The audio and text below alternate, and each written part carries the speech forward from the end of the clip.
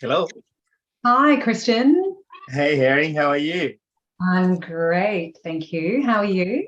I'm very good. Thank you very much. Thank you for joining us today in our eighth interview Great. of the week. So, yeah, thank you for joining us today. We are really looking forward to learn a bit more about you, about your story, and also to learn some of the tips that you can give us around mindfulness, based on your own mindfulness journey.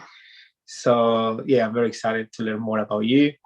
Thank you for putting the time and for spending the time with us today because we have a lot of people who want to learn more about you as well. Oh, okay. Yeah, I'm so happy to be here. Thank you for having me here. I feel totally honored to be invited to speak with you in this series. And you've had some beautiful guests on so far. I'm catching up on the replays and I'm loving picking up on all the pearls of wisdom. It's been very amazing. Everyone is sharing openly from the heart. And we have had some very unexpected stories as well that have been told here today as well, like today and over the last few days. So I can't Yeah. wait to have this chat with you as well. So thank you. And to start, we will start by if you can introduce yourself, please tell us your name, where you're from, where you live, what you do, and what do you dedicate your life to. Oh, great. Okay, I'll keep it brief. I'm Erin Lee, and I founded the Mindful Yoga School in 2020. So, a training center for yoga teacher training and meditation and mindfulness teacher training. And I run yoga classes and events along the lines of supporting others to live with purpose and meaning and transcend these everyday human conditions that keep us in suffering to live a little lighter on life. And I've recently become an author as well of the Little Book of Big Intentions, a beautiful, fun, creative project that I've been playing with for the last year and a half has finally come into manifestation. And so this is a book to guide people to live with intention. So I'm also a mum of two, got two teenage girls. Life is never dull, and I live by the beach here on the Sunshine Coast. Beautiful. So, do you always live here? Did you grow up somewhere else? Where is your family from? I've lived here for 15 years, so I consider myself a local. And I'm from Melbourne, though, so I grew up in the burbs of Melbourne, a really different pace to the Sunshine Coast. Fortunately, my brother was, I've got two brothers. First one moved to the Sunshine Coast, then I moved, then my mum and dad moved. I've got one brother left in Melbourne. He loves it though, and we love going to visit him, but his whole family's deserted him. Beautiful. So, where does this love for mindfulness and yoga come from? When did you start it? Do you have any influences growing up that put you into this path? I grew up in the same house in the burbs of Melbourne for the first 18 years of my life. And it backed onto a creek, a beautiful creek, the Dandenong Creek, with a gorgeous sort of trail all around it. So, my childhood days were spent playing down the creek. To be honest, I didn't have the appreciation for nature that I do now, but I guess that was an influence of discovering how sustained we are and how connected we can feel when we are in nature. What I went on to do after a little bit of traveling after high school was I landed myself on Hayman Island in the Whitsundays for working there for a year. And that's where I began scuba diving and discovering the Great Barrier Reef. And that led me to study and become a marine scientist. And Wow, a so mind scientist, a marine scientist. marine scientist. Yeah, I worked studying the ocean and the nature of the ocean and what impacts the ocean and the creatures and just the laws of nature as it applies to the marine environment. I ended up working in a lot of aquariums, and I got more into education and communicating the importance of nature and understanding it. And so during my uni years up in Townsville, I was share housing, and one of my housemates said, "Hey, Erin, do you want to come join me at a yoga class?" And I said, "How much is that?" Because, you know, I'm a broke uni student, and I forked out the, I don't know, whatever it was back then, and went, and I just felt so expansive after that class. I found it really challenging physically, yet I walked out and just, it was like the sky was a little brighter. I could see things a little clearer. And so what we ended up doing, because, you know, we couldn't afford to keep going to studio classes when you're a uni student. So that housemate and me and another one of our friends ended up in a local nearby park every Wednesday, just trying to teach each other what we picked up on from that class or their few classes. And so we just, you know, practiced our own practice of yoga weekly. And fascinatingly enough, fast forward 15 years from that, and we all ended up doing our yoga teacher training and becoming yoga teachers. Oh. I thought that was funny. One's a school teacher, one's a veterinarian, and I was a marine scientist. So we all ended up becoming yoga teachers. What a story. That was the first entrance point, you know. I mean, that was my first experience, and little did I know that it would be the crux to carry me through all of life's up and downs. Oh, beautiful. Yeah, it's interesting when you have a different background and then you incorporate the practices of mindfulness into them. Like, I am a computer science engineer, and I did 6 years of university and I studied business management. I work in corporate. So it's beautiful to have that background to contrast what you do and have a deeper, a slightly different understanding of mindfulness and the practices and philosophies from yoga and all these different practices that we do practice. I think that gives you a different angle and a different view of reality, to have all these different backgrounds that allow you to put them together, and then it becomes you. When you are there helping people, you bring all these elements, your passion for nature, your passion for the ocean. You know, I've been in those retreats with you when you go through all these elements of nature, and now I get an understanding of why you're so passionate about nature, and you know, you make us move like the trees, and it's of course it's your love for all those different elements, which is beautiful. No, so now growing up, how were your first years growing up at home, relationship with your parents? How was that? Yeah, I am probably one of the few who can say, you know, I really had a grounded, loving environment with my mum and dad and two older brothers. I've tried to unpack my childhood years to see if I can find anything, but it's pretty minor compared to a lot of people who grew up in really, you know, disharmonious environments.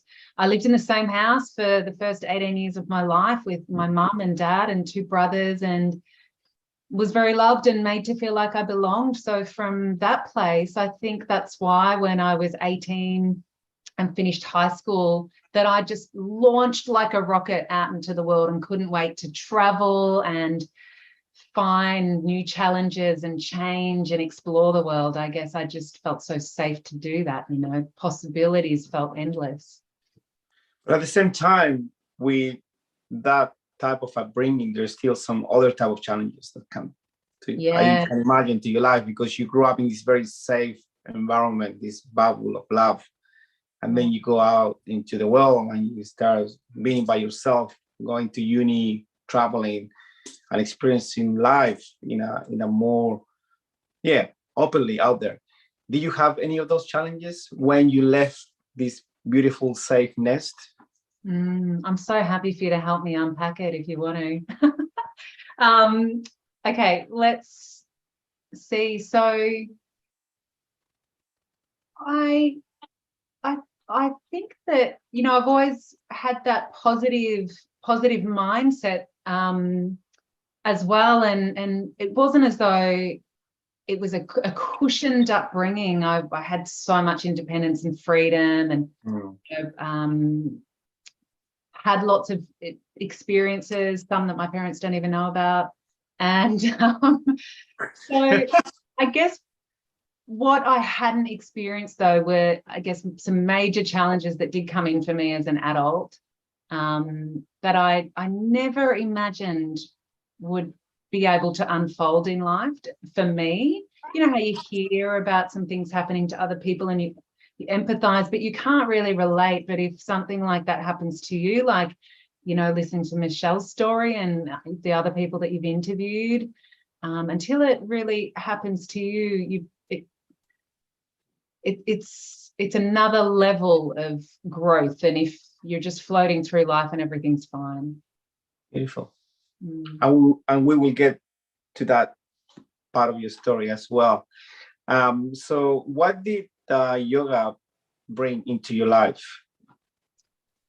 Oh, look, it felt like a home base for me, that whenever life would get rocky, whether it was just, you know, me being emotional or a change in job or a moving house, or, you know, those kind of changes in life that we all go through, that we can get a little bit out of balance. And so returning to the yoga mat, it just, you know, drawing within again, just coming home again and being able to re-enter the world and continue on.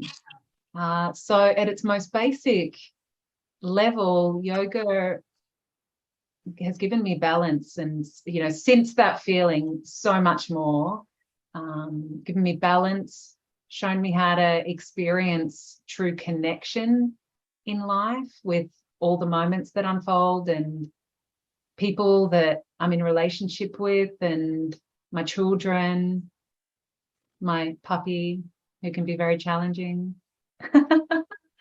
I'm learning, you know, I'm still very much a student of yoga, despite being a teacher and running a yoga school, and still here as a human being experiencing all of the conditions.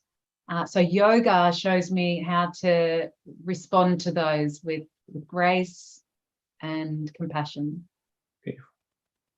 So after you started practicing yoga, right? You started practicing, you were still at university. What happened after that? What was happening in your life at the time, and how did that evolve in the upcoming years? Yeah, so when I was at uni, this is in my early 20s. Won't tell you how long ago that was. No, I'm totally happy to. I'm an open book. I went on an exchange program and studied marine science in Miami, in Florida, in the US. I was there for a couple of years. And that was really my first overseas experience. So sure, I was there to study uni, but hey, I was living on South Beach and working at bars in Miami, and just having a whole lot of fun, taking field trips to Costa Rica with university, and learning Afro-Caribbean hand drum, and, you know, just having an amazing time. And it was there that I met my who was to become my husband, my first husband. Nico was from Argentina, and there's a lot of Argentinians in Miami. So we really connected, hit it off, and after Miami, we ended up going and living back in his hometown, Buenos Aires, for a year, and traveling through Brazil and over to the Canary Islands, the Spanish Canary Islands. And then I eventually dragged him back to Australia because I had my degree to finish off. So that's where we returned to Townsville. Can you imagine a porteño, a person from Buenos Aires, landing for the first time in Australia in Townsville? He had a bit of culture shock. Can you imagine? Yeah, I would have had a culture shock. Wow. Did you? I would if I landed in Townsville. Yeah, of course. I mean, coming from Chile, from Santiago, especially from Argentina, it's all about, you know, yeah, so many things happening there. The social life, the interaction, you know, the nightlife. Yeah, not a great deal of nightlife in Townsville. Well, back then, I haven't been for a while, so I don't know. So what happened after that? So I got to finish my degree and get my Bachelor of Applied Science, and then we were on our way to Melbourne, and because we wanted to a bit more vibrancy in our life, the Melbourne vibrancy and culture, and my family were all there. And we passed through Sunshine Coast where my brother had moved to. We stayed here for 3 months, and Nico really fell in love with it. So we ended up going to Melbourne, but it would be a couple of years later that we returned to live to the Sunshine Coast. So we went down to Melbourne. I was working in marine education there with primary and secondary school students at the Melbourne Aquarium, and ended up having a baby. So my first daughter, Lucia, was born, she's now 16, nearly 17. And, after she was born, we were just questioning, is this where we want to bear roots, in the burbs of Melbourne, and in this society? And the answer was no. We wanted to go back up to the Sunshine Coast. So I ended up finding work with local government, Moreton Bay Council, and we moved up here. That was 15 years ago. Wow. So back then you haven't started your journey with being a yoga teacher yet? No. It was 9 years ago here on the Sunshine Coast. So, after coming up and working for government, getting back into yoga, because my, degree in studying the underwater world ends up just being a computer job, looking at everything remotely on maps. And so I needed the yoga to get all that tension and, stress out of the shoulders and neck. So then it was just a growing connection with yoga. I think one day someone in the office said, do you know what, you've got a really good voice to be a yoga teacher or something. And I just went, that's a cool idea. Like, yeah. And so I don't know whether it was that sparked it, but I started looking around for yoga teacher training courses, and just to immerse deeper for my own, not to even teach. That wasn't my initial intention, but just to immerse deeper and understand yoga at another level. And I found yoga energy here on the Sunshine Coast in Currimundi, and ended up doing my yoga teacher training with Tammy Williams. And that was back in 2013. And that was a game changer of a year.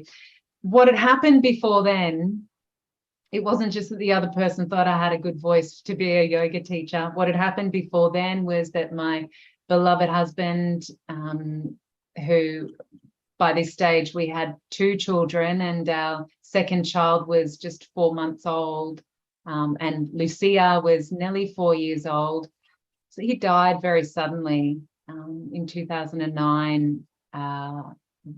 Just on a day like any other, we were just walking and talking, and it was like lights on 1 minute and lights out the next. A very sudden death, which had no warning, and for which they have never determined a cause of his death. So that had occurred, obviously had really shifted my life, and I was looking for something greater than just the experience that I had been having to that date, and immersing deeper into yoga felt like the right next step. So what happened in that moment with your reality when the event happened and you had a path, you had plans, you had a direction in life? What happened in that moment with your reality? Yeah, well, that's it, Christian, is that you're moving in one direction. We've just had a baby. She's 4 months old. I'm on maternity leave. Nico's working, and in a flash he's gone. And those expectations of always having him around to be in companionship with me and to be a dad for the girls in the form, and for us to grow old together. I mean, there's just no reason to think why that's not a possibility, or that's where my mindset was at the time. I've learned a lot about impermanence since then. It's a shock. And I listened to Michelle Freeman's interview, and she summed it up beautifully, her interview with you. It's just a real shock, and grief has to run its course. So there's those initial stress response symptoms that unfold, and there's no forcing the timing of those. It's interesting because it wasn't long after, and I'm talking days, maybe a week, where I had this overwhelming sense that everything was going to be okay, and that I was going to be okay, and that my daughters were going to be okay, and life was going to be okay. I had this deep inner trust and knowing that it was all going to be okay. Yet here I was in deep suffering, in grief. A lot of fear took over because of the uncertainty and no answers around what had happened. So there was a post-traumatic stress that set in with interesting, fearful symptoms. And it was so fascinating because it was like I was witnessing them as they happened, going, this is so bizarre. Like, I can see that this is not common sense, but yet there's this fear that's at play, and I just had to be with it and not run away from it. And as Michelle Freeman had pointed out about her very similar journey, was I was so held by family and community, and lots of support. In fact, number one is my beautiful mum, who has just, from that moment and all of my life, that really flew in at that moment, and really is like a co-guardian for my two daughters. How beautiful is to find that support from the community, or from the family, from people around you in those moments, to hold you, as you said, when you might not have the strength, right? And you get other people's strength to get up and to keep moving forward. So what are some of the practices that you incorporated at the time, if there were any practices, to help you move forward? You had the support from your family, from your friends, from your community. What are some of the other things that you did to get up and move forward? Do I guess alongside my mum and the community and the support, was that I had a 4-month-old baby to look after, and a 3-year-old daughter who, these children, I mean, particularly when you're 4 months old, you're so dependent. And I was just still working really hard to continue breastfeeding her despite the stress symptoms. So that, that gave me a focus at a time when I felt so lost. These beautiful girls gave me, something to focus on and direct my energy into, and supporting them. So they really helped me to get out of my own way and look to help others.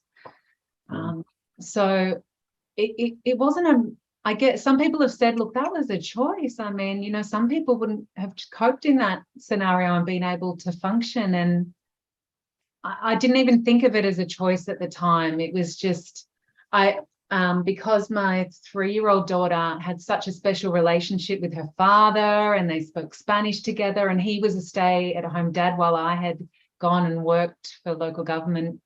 They had so much time together in those almost 4 years. And he was a musician, and she was at all these gigs, and they'd go bike riding and go to the library together and do all these amazing things. And, for her at nearly 4 years old, what a traumatic experience that your dad's here one moment and gone the next, and just trying to find the words and the ways to communicate to her about what had happened in a way that wouldn't plant more traumatic seeds. So I started delving, researching grief, and particularly grief in children, and what the typical responses are and reactions, and helpful ways to support children to work through grief. I ended up going to a counsellor who specialised in children and grief. Turns out she was a mindfulness psychologist.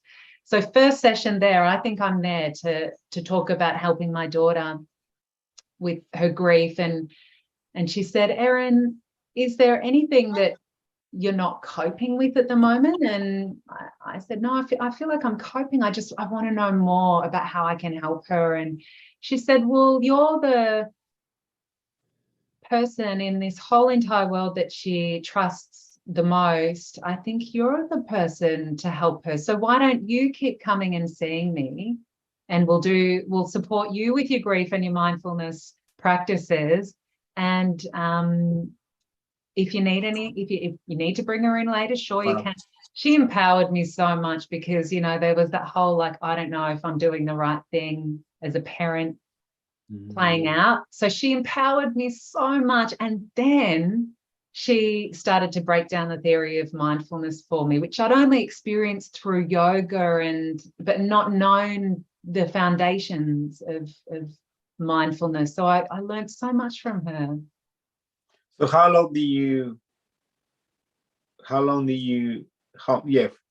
long was that period that you spent with this person who was supporting you through that process? A year. Okay, yeah, wow. I spent a year going and seeing her, because she just, from that very first session, grief is a very constrictive, low vibrating energy.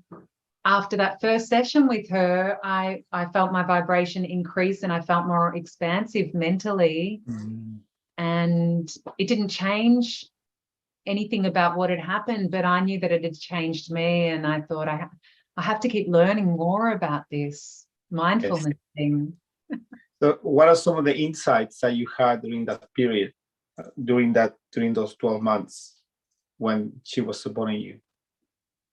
The biggest thing, and it's the most simplest thing at the same time, is just feeling that sense of presence in any given moment. So, you and me sitting down here, and if you're watching, wherever you are, to feel the parts of the seat or that you're connected to, or the ground beneath your feet, to feel your breath moving in your body.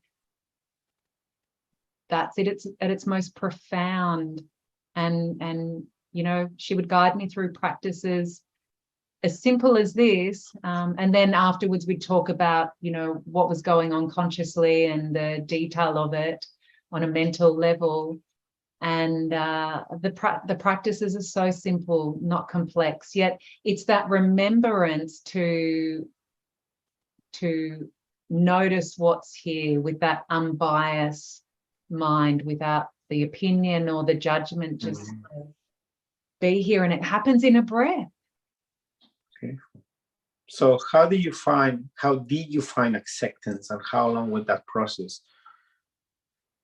Yeah, it's interesting, because despite the not knowing of what had happened, or the questioning of why this has happened, there was a seed of acceptance that got planted in those early days, that just intuitive knowing with a capital K, that everything was going to be okay. And I think that was the seed of acceptance, that despite the waves of grief that felt like they were just rolling in one after the other at the beginning, that seed was carried across those waves, and with time and with patience and trust, the acceptance seed just grew and flourished. So it takes time, it takes patience. I can, I guess, say that the acceptance was there from early on, but only grew and only continues to grow. I mean, this is 13 years ago now, and still I continue to drop into a deeper level of acceptance as life goes on. How do you start trusting again to get to that acceptance? You mentioned that trust is one of the first steps to get acceptance. Yeah. How did that happen for you? I would say to notice the moments where you're not trusting, to notice the opposite. It's like if you're looking to cultivate patience, you got to first notice where you're hurrying and where you're not being patient. So in the early days of grief, for some strange reason, as soon as the sun was going down on the day, I would feel the fear rising. And it was as though I was becoming scared of the dark, like this maybe childhood. Here we go. We're going to unpick some childhood stuff.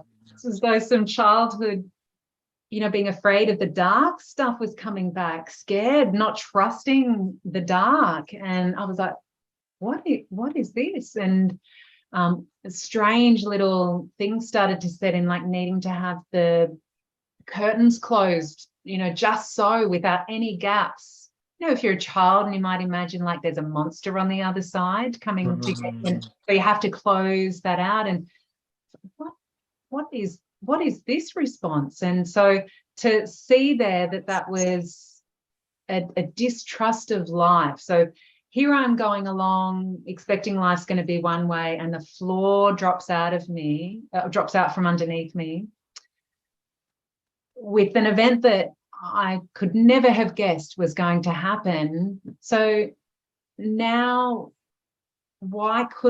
this was my mindset, why couldn't something else just as traumatic and tragic and saddening happen? So that's where the fear came in, just not knowing what was going to happen next. And for some reason, it was associated with nighttime. So that, post-traumatic stress symptom took around 6 months to dissolve. My leaning into it, though, like noticing that I was not trusting those moments of the day, and just becoming very aware of what was happening in my body as the sun would start to set, the fear symptoms in my body, just beginning to not get so captured by them, but go, okay, here you are. Hello, old friend. Hello, sweaty palms. Hello, racing heart. I see you've returned again for another day. I'm just going to be here and observe you. And that was the beginning of it dissolving. Wow. So this happened 13 years ago, right? Mm. So when you look at yourself now, after 13 years, what are some of the aspects of yourself that you can observe that they are completely different to that person just before that event? Some of the areas you have grown, some of the insights about life that you didn't have at the time that now you have because of what happened and all the work you did on yourself. So reflecting now, you see, okay, now I am this person, and probably I wouldn't be doing this, or I wouldn't be this person if it wasn't because that event. Two key things come to mind, and I'm sure I could reel off 100, but two key things. The first is I certainly don't strive as hard as I used to. I have a zest for life, and I love creating things and doing things and experiencing things. But, I guess the previous version of me would go at it like a bull at a gate. Might be hard to believe because I know I've got quite a yin energy, but I guess, quietly would, loved being an achiever and doing things independently too. So I guess what that experience taught me was to bring a presence to everything that I'm doing now as best I can. I'm not perfect by any means. The other big lesson too was the benefit of having a beginner's mind. And these are attitudes of mindfulness. So being able to imagine that this moment is the very first time that we're experiencing it, and with fresh eyes, without the lens of the past, and just being able to see clearly, no matter our conversations before this, Christian, or no matter how many times you've done a Zoom call, just the experience of it, imagining as if it was for the first time. And this is where all the magic of life rushes back in, and everything expands, and all those possibilities start to drop in that we had once become so closed off to. So it was these learnings and gifts that enabled me to trust love again. And that was a big thing, going into another relationship for the first time after my husband's death some years later, and without worrying that the same thing was going to happen to another loved one in my life. Beautiful. The process of trusting again and allowing yourself to create from that growth and that space. So how is it when you start again? When is that process of creation, after experiencing a loss, you have to rebuild to then start creating on top of that? Is there a moment when you realize, okay, I'm ready? Is there a moment, or it just happens slowly, step by step? Yeah, I guess it's got to do with whether where your energy's at, if you're in your masculine or your feminine. I mean, certainly grief is of a very feminine, retreating, cocooning energy, a pullback, a retreat back. And I guess there's no time in it, and it's different for everybody. But once things start to expand again and open up, that's the yang, the masculine, is starting to move back in, and that's the process of something new being created again. So different for everybody, I imagine. I've just Yes. had another experience a couple of years ago where unpacking all my relationships here, but married again. I remarried. Did you say please? You want all the guff? I want everything. Want to know you everything. We have time, 2-3 hours, all that. So cap me at 1 hour, please. So going into another wonderful relationship, and we journeyed together for 5 years and got married and then separated. And the process of that felt like the same for me in terms of the separation experience that I'd been through with the death of my first husband. These are just separation events, no matter what the scale is or the type, or something's here 1 minute and you imagine it's going to be like that, the same forever, which is the trap, and then it's gone, and this is where we feel the gap, the lack in between, and we grieve. So during that time, once again, it was a very retreating period for some months of just slowing down and honoring that time that I needed to integrate everything that was unfolding. I really surrendered to a whole nother level. I didn't know what my next move in life was going to be in terms of business. Of course, I still got my 2 beautiful daughters who were keeping me on track and focused to a degree.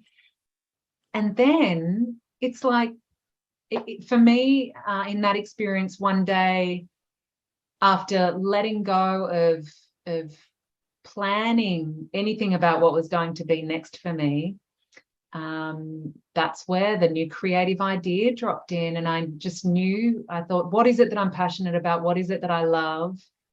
And it was a dear friend who held some space for me in that moment, because I said I can feel that masculine kicking back in, that action energy, and I don't know what it is, but it's here, like it's vibrating really high. Can you just hold space for me and let's see what it is? And that was the birth of the Mindful Yoga School. And that's been just the most incredible experience to have been birthed from a place of surrender. And it's like an inspired seed that's dropped into that space of that fertile space where I haven't forced it. It's just dropped in, and then it's been a really incredible growth experience from there, because it was born from that place, I believe. Yeah. So you mentioned surrendering, and I can see lots of surrendering in your story and acceptance. What is surrendering for you? How can you define it in your own words? Ishvara Pranidhana is the yogic niyama is surrendering to something greater.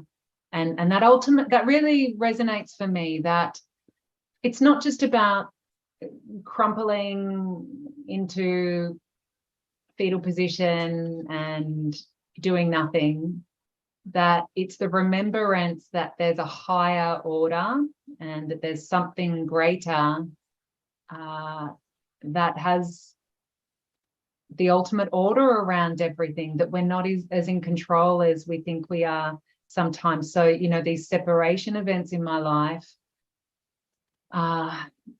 with reflection, being able to understand, who I have evolved into today, and the increased connection that I have with something divinely greater as a result of that.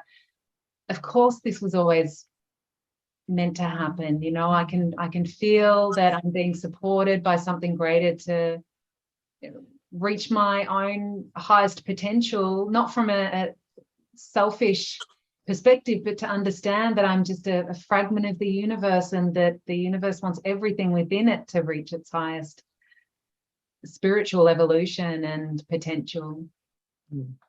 What is mindfulness for you? Put really simply, mindfulness is that space where we can have a conscious, unbiased awareness. And so it's really that space of nothingness, but yet where everything is possible.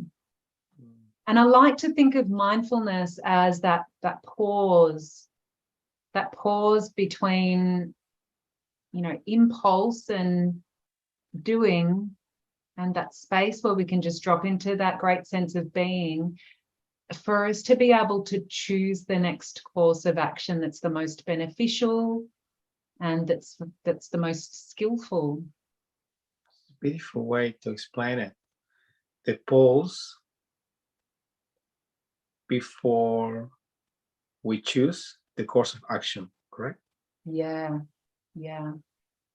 And how do we achieve that? What are some of the things that we could do to achieve that state? So with yoga, we've got this body and this breath with us. As long as we're here in this lifetime, we've got this body and this breath that we carry with us, that are tools to be able to anchor us into that space of mindfulness. So how handy is that? We don't need to rely on anyone else, or we don't even have to have a yoga mat. We don't have to hold the props or rely on the music, the relaxation music. We can just become aware of parts of our body, and in that moment we've come out of expectation and preference and opinion, and we're just noticing our hand as if it's for the first time. When it's that unbiased view, there's no opinion or no expertise about the hand that you've had attached to you for all these years. It's like, wow, just the fascination, a curiosity, a really exciting interest, and then the breath, just to appreciate the newness of every breath in, Of course, this takes the pause, though, and that remembrance to be able to practice that, to practice mindfulness of the body and mindfulness of the breath. There's going to be that step before that is a remembrance to actually do that as a practice. So what is yoga for you? What is this, the step before? What is yoga for you? What is yoga for me? Yoga is a connection, is a return to the essence from which we came, source, the ultimate union. And, you know, although it's seen these days as just a physical practice, I know you know this as a yoga teacher, Christian. That's just a very small part of what makes up yoga, yet the physical must be integrated with the mindfulness and the discernment and the energy management through the breath work and living in alignment with intentions and all those parts of yoga that together need to come into play like pieces of a puzzle to create that whole and connected experience. Beautiful. So when you're showing up for yoga, the intention and experience, I guess, is ultimately to feel more connected again. And whether that's yoga encourages us to find that within first, and then, of course, that ripples out into our everyday life with others. But the results are that we become in better relationship with ourselves and then with your partner and your children and the shopkeeper and animals and all of life. Yes. I remember when I did discover yoga a few years ago. And at the time, I had been attending all these courses and personal development courses, and I knew all these practices. I was doing all these different things for many years. And then when I discovered yoga, I realized that everything that I have studied, all the practices I was chasing in all these different courses, seminars, and everything was in yoga. Yeah. And I thought, my goodness, yoga is all you need. Yeah. And yoga is all we need. And that was my thought when I discovered it. And I thought, okay, wow, every single practice I have ever learned, studied everywhere else, they're all in one place called yoga. You know, the principles, the body, the breath, the energy body, the mind, the lower mind, the higher mind, all these different things are all there. And I did find it fascinating. And when I started learning about, the history of yoga, this is the first ever personal development practice ever created more than 5,000 years ago.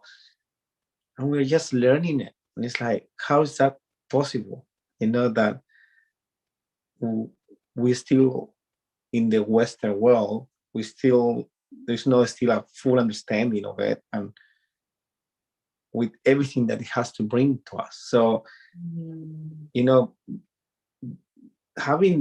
creating these initiatives that you create and creating these places where people get together, and then come in union through the practice of yoga, I think it's such a valuable thing to do for your community and for the world.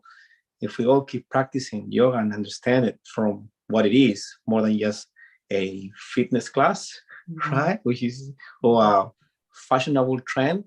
Yeah. There's so much goodness that we can bring into the world. And you are one of the leaders here in the Sunny Coast, running all these activities and beautiful events and making it accessible to people as well. Yeah, I mean, why wouldn't you make this? You've summed it up so beautifully, and why wouldn't you make it accessible to everyone that you possibly can, all shapes and sizes, ages, abilities, it's not about whether you can touch your toes or not. Yeah. Absolutely. I'm the stiffest. I'm so stiff myself. So Yeah. when I Yeah. teach beginners classes, I look probably more stiff than you. So you don't have to be flexible to benefit from yoga. You don't have to have any body type or any body shapes. You don't need any particular outfit. Anyone can benefit from yoga, even if you're not spiritual. Even though yoga is a spiritual practice, you don't need to be spiritual to practice it and to benefit from it. Yeah. So there's so many benefits to it. So many benefits. I was in Chicago once and giving a mindfulness talk and talking about yoga, and it was a room full of corporate people, who would never probably heard of yoga, but they had that perception about it's just about touching your toes or whatever. And we did this 10-minute body scan meditation, and there was a gentleman there, and he said afterwards, just had a profound experience from pausing for 10 minutes and focusing his attention. And what he had realized was, who knows for how long he had been walking around like, shoulders up here, just unconsciously, until you're aware of it, you don't know that the shoulders can relax. And he was like, oh my gosh. And that moment was like all of the yoga experience in that moment for him. Like he just, his eyes opened. I mean, that is an moment of enlightenment. Yes. Right. Absolutely. There's the most simple everyday things. This isn't, being yogic or practicing yoga. It's not about doing things perfectly. Sure, we need the discipline to show up in a certain way and to show up for our asana practice on the mat and these sorts of things. Need the discipline to show up. But that's all just metaphoric, isn't it, for showing up in life, but without any unnecessary tension. Absolutely. And without any desire. Yoga is a practice of surrendering, right? So we surrender to the pose. It's not forcing. And I think that it ties beautifully with your story of surrendering. And my next question has to do with that, with how did yoga help you in the last 13 years? What did yoga bring to you that allow you to trust again, to surrender, and to find acceptance? Yeah, it's really helped me to remember all of that. It's the remembering of that, because we can become so forgetful of the trust and the bowing down to something greater, and we can forget to slow down. We can forget to be here. So yoga has, more than anything, helped me to remember what's most important, and that is ultimately presence. And that is ultimately a practice of mindfulness. So just to be here now. Thich Nhat Hanh's book, I think it is, to be here now. And I guess for most of us, we are always thinking about the past or, about the future. And it's like, we're suffering our memories and we're suffering our, creativity. It's like one of my mentors says, we are suffering the greatest gifts that we have as humans because we don't know how to control the mind. Memory is a great gift. Creativity is a great gift. But those are the origins of pain, of suffering, because the memories so being here and now allow us to separate the past and the future and be present and enjoy every moment, which is what all we have. So I think yoga is a beautiful practice to practice present, to be there in our body with our breath. And through that process, we start being more aware of our thoughts, of where we are, and, how the mind, is telling us things that sometimes are not true. I always say this to my friends or clients: look, don't believe everything you think about, because the mind will tell us all these things. So the practice of yoga is a beautiful practice to achieve that presence. And it's like you're an embodiment of that. Like wherever you go, it's like, I remember when I met you, like you have this presence, and it's, it's like you're so present all the time. And it's like people, we can see that, and it shows all the practice that you have done over the years. It is a felt experience, isn't it, when you're in presence of someone who has presence. It's an expanding energy, isn't it? Yes. My kids might beg to differ on that point, though, about me always being present. We can have that interview another time, but thank you. They don't count in this conversation for that.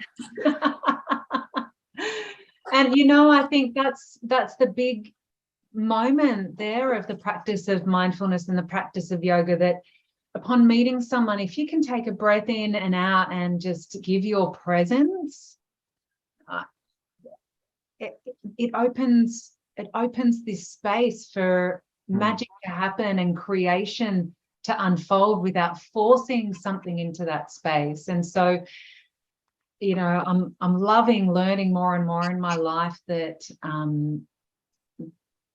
immersing deeper into spirituality and yoga practices and meditation and mindfulness, that it's actually about doing less and being less than you think you need to be, or how you think you need to show up. It's actually about just dropping back and saying less and being more impeccable with your actions and your words, and really choosing them to be born out of truth, instead of just filling that space with filler words or action. And I'm learning that myself. The words that we say when we react to people, and people we love, sometimes, we get triggered, and it's like, oof, it's a long journey of being aware of my triggers and taking ownership or responsibility for what I say or how I react. And that awareness, that presence of saying, oh, okay, it's like, I need to pause for a moment before I, so it's a journey. And I think, yes, it's a journey, and the more work we do, the more aware we are. But it doesn't mean that it gets easier. It doesn't mean that you don't do it anymore. I speak for myself. It's like, there's so much work to be done to maintain that presence, to maintain your word and being impeccable with your word. And it is an ongoing work. And that's why we have to keep doing the work. That's why we have to practice every day and have our routines. And this is for everyone who is watching through the live or in the replay. So important to have a routine that allow us to go back to that presence, because we are living life and we get busy and we forget and we have problems and we have stress. So coming back to presence and doing the practice to allow ourselves to observe the mind is so important.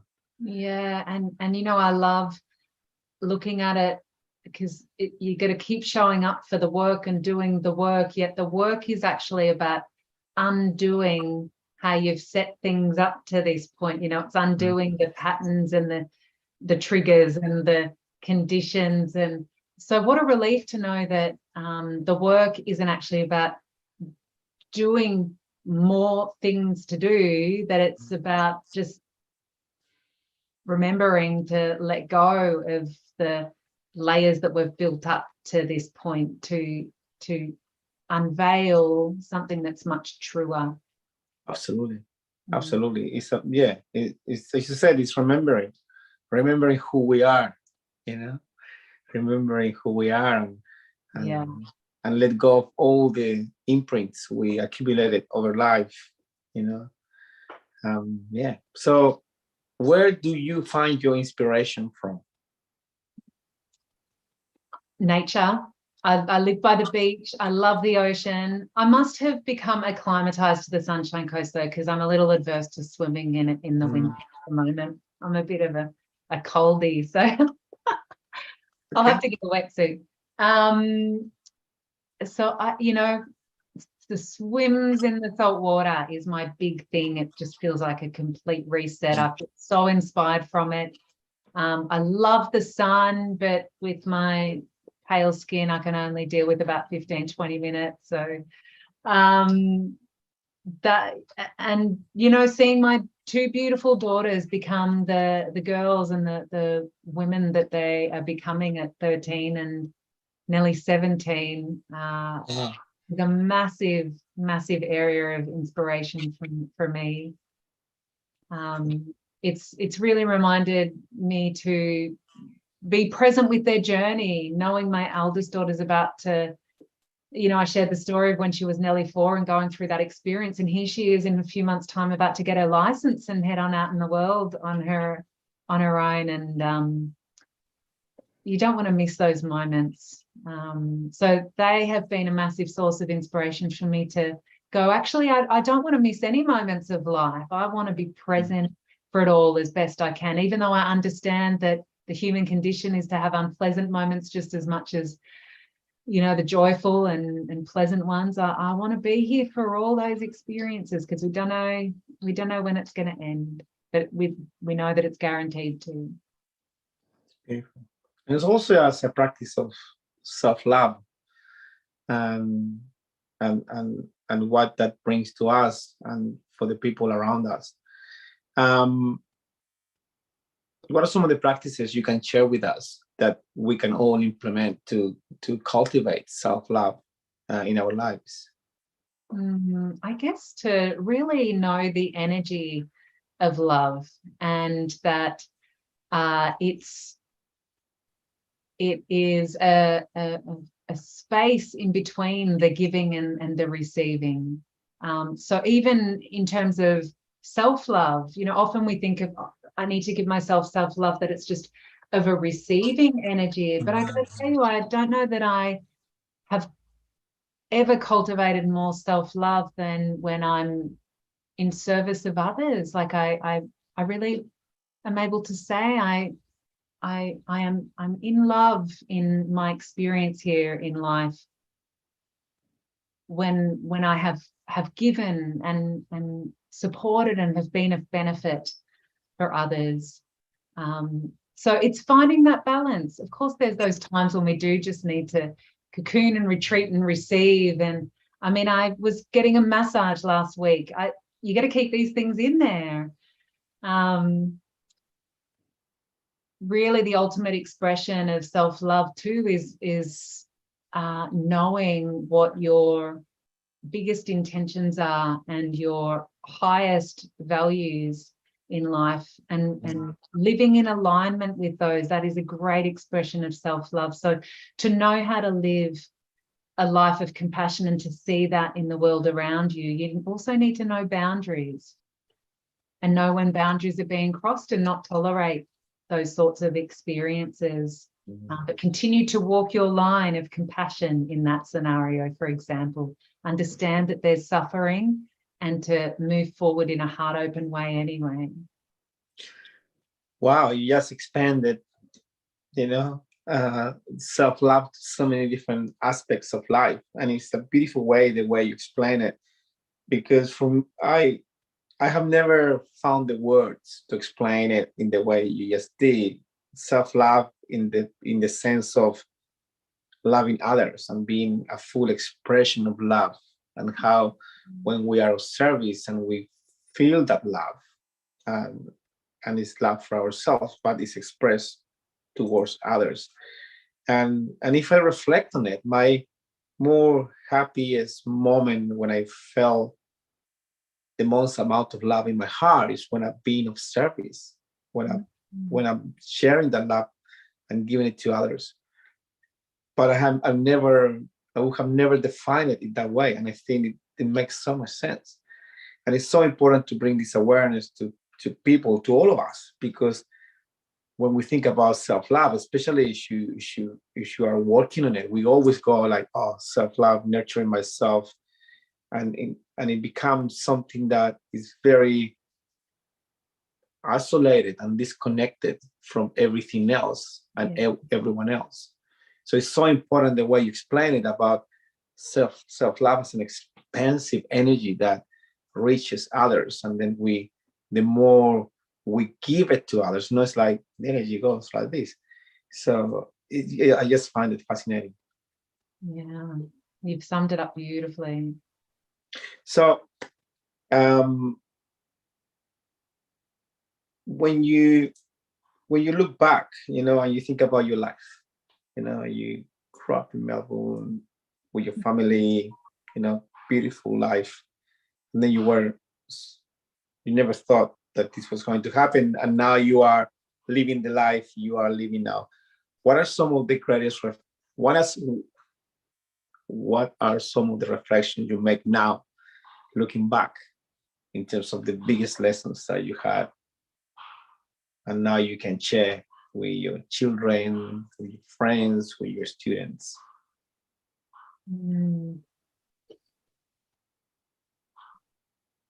Well, the first one that comes from my heart is to know what's motivating you behind all of your actions, and in other words, to live with intention, to know what is of most matter to your heart, and to just bear that in mind and use that as a measure for all of your actions in life, everything that you say, everything that you do, the business decisions you make and relationship decisions that you make, and to know what is true for you in your heart. For me, it's always been about returning to peace and harmony. And, I use that as a measure. I create a peaceful environment. Some people are comfortable living in a busy environment. For me, I'm a peace seeker, and I know it, and I'm really comfortable with it, and I'm happy with it, and I want to spread peace. And so I'm very clear on that mission. And I guess it took until more recent years. I certainly wasn't thinking that growing up. So if I could reflect back and give my younger version of me some advice, or some advice that I give to my daughters, whether they take it or not is another thing, but is to know what's of most importance to you and follow that, and you cannot go wrong. Beautiful. Any messages to your parents that they're watching right now? Love you, Dad. They might be, and I just love them so much. I've still got such a close relationship. They both live nearby. We hang out, and I'm very aware that they're in their later years, and I cherish them and I treasure them, and I devote spending time with them, and I'm so appreciative of all that they've given me. Great. Any messages to your ex-husbands? One by one. One by one. No, two. So I'm saying.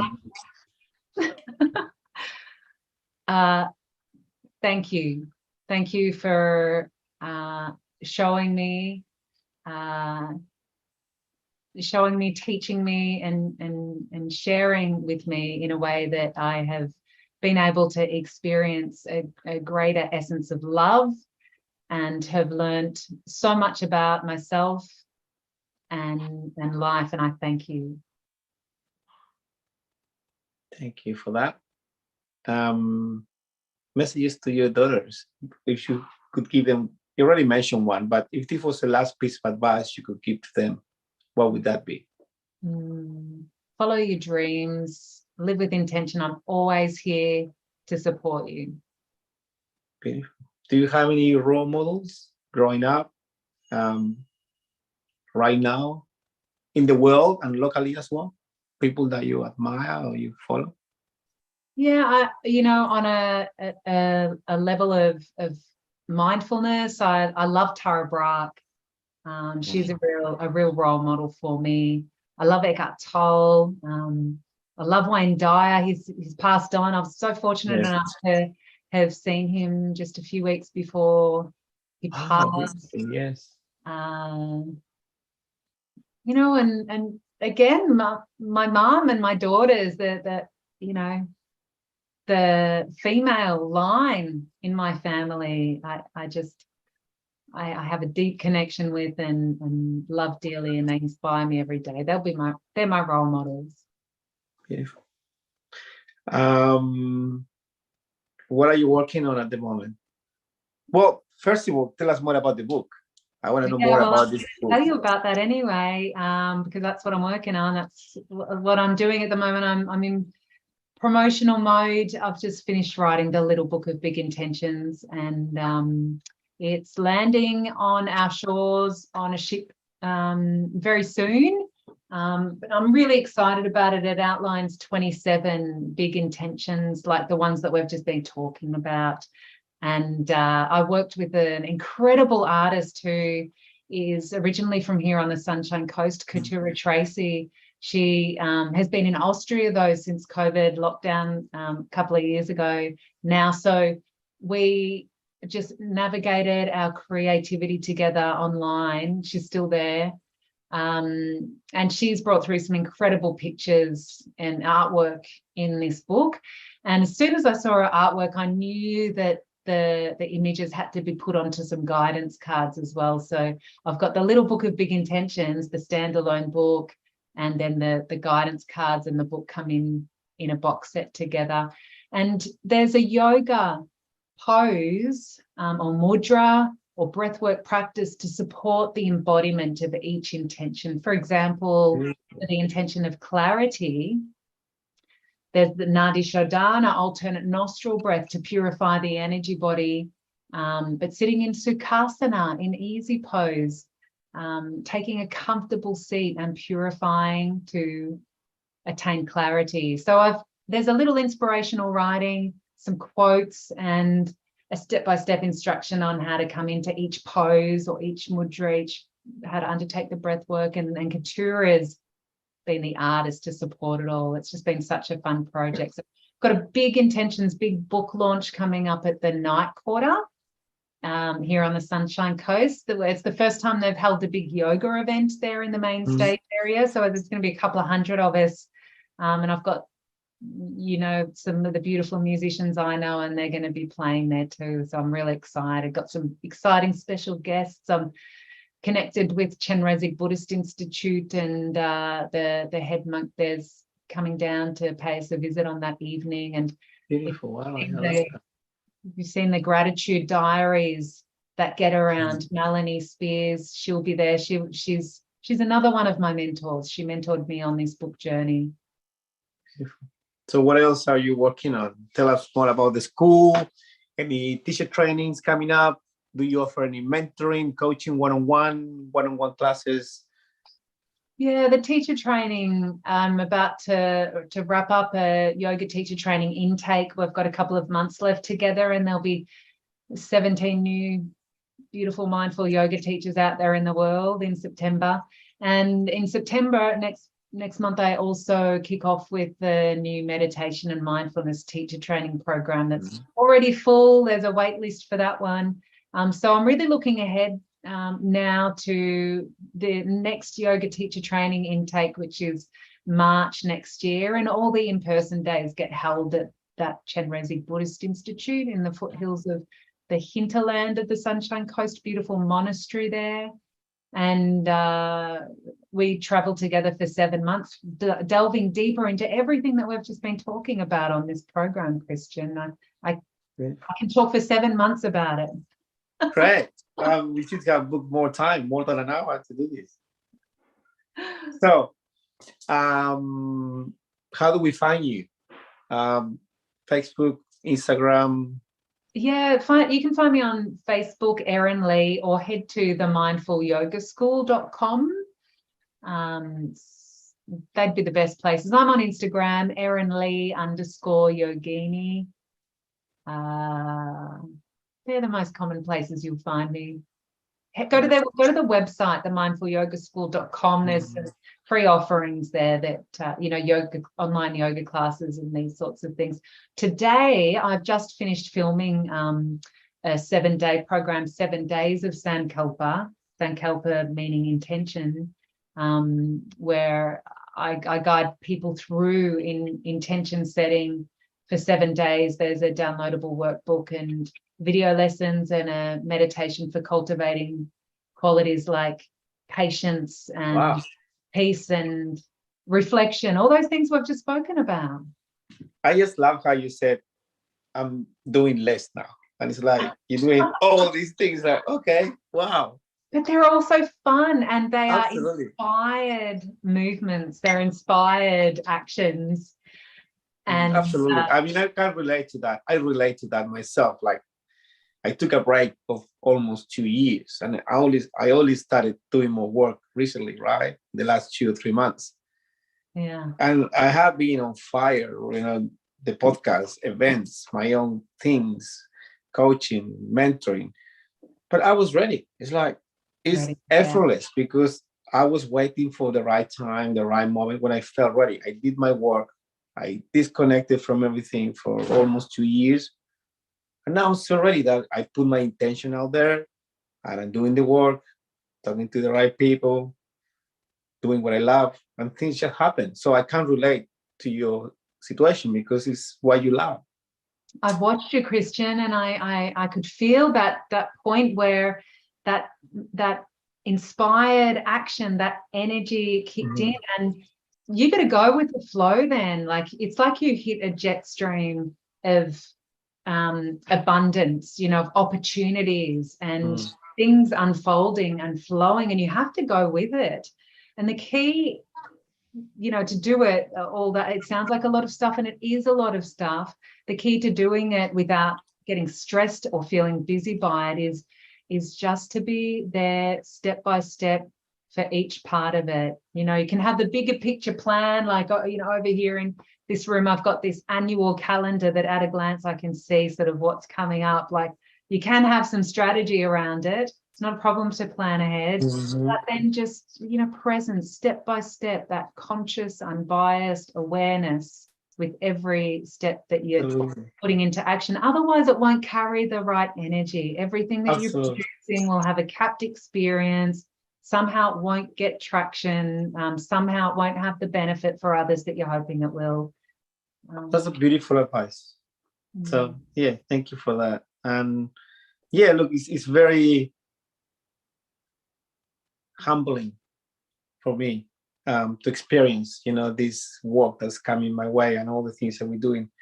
And it's the work I do is to keep myself grounded, because it's easy to say, oh, I'm doing this stuff, I'm so good. It's like, hey, it's not about me, So for me, it's that, to keep keeping the ego in check and stay grounded and be grateful, and take all of this as a humbling experience. Say, okay, how do you sustain? It's very easy to do food, but how you sustain it.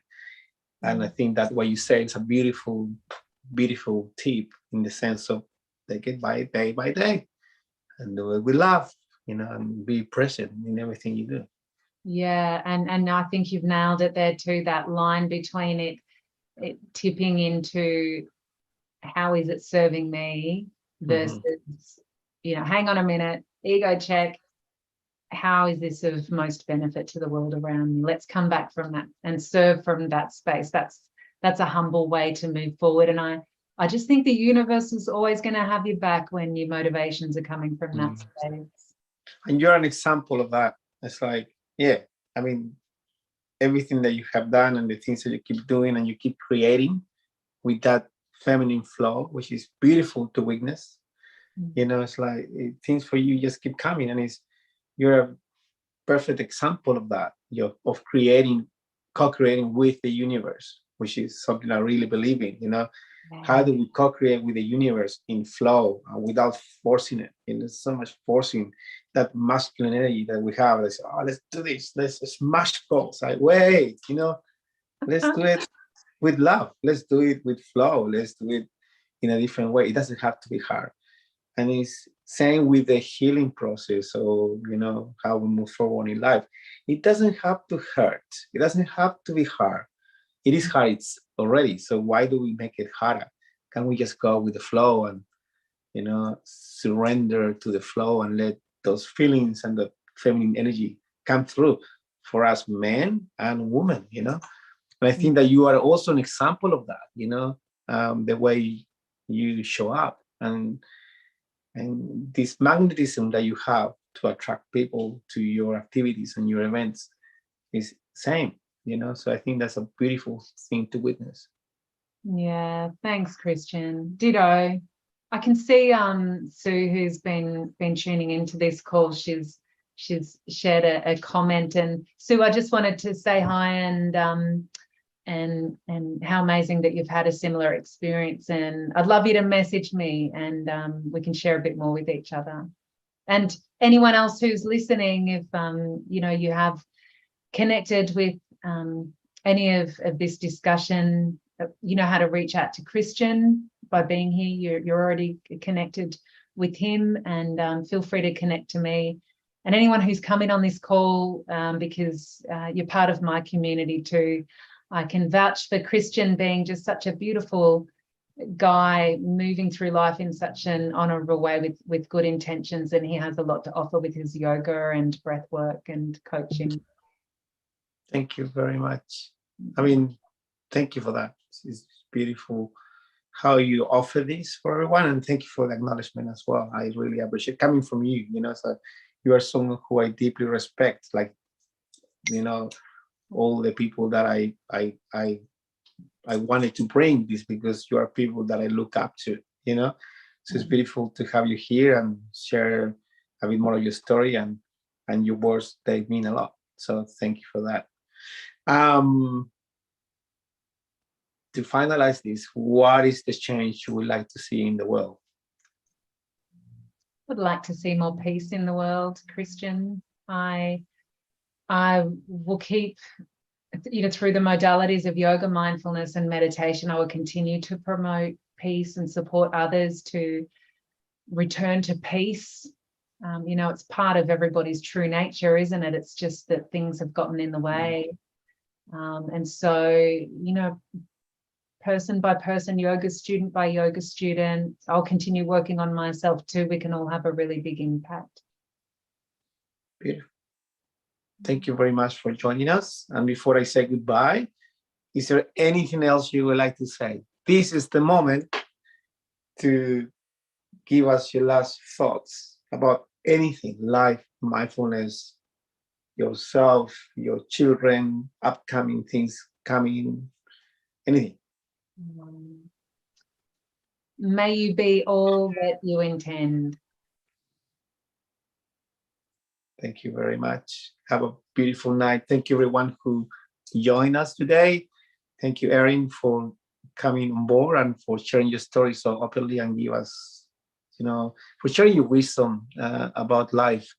It was beautiful chat, beautiful interview. So really appreciate it, sharing from the heart.